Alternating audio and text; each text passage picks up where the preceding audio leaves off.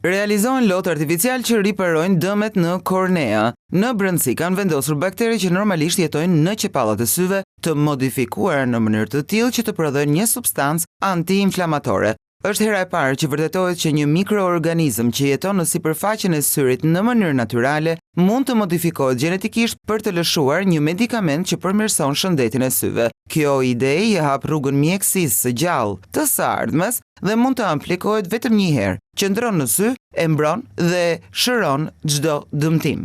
Në përgjithësi, medikamentet tradicionale arrin të kenë një efikasitet shumë të kufizuar në kohë pasi lotët pastrojnë vazhdimisht syrin dhe eliminojnë ilaçin. Aktualisht kjo teknologji e re është në fazë zhvillimore dhe përpjekjet janë përqendruar tek çaktivizimi i baktereve në momentin që kanë riparuar dëmin dhe syri është shëruar. Terapia e Universitetit të Pittsburgh dhe e publikuar në revistën shkencore Cell Reports aktualisht ka rezultuar efikase dhe e suksesshme tek kavjet në laborator dhe së shpejti pritet të nisë edhe testimi mbi njeriun.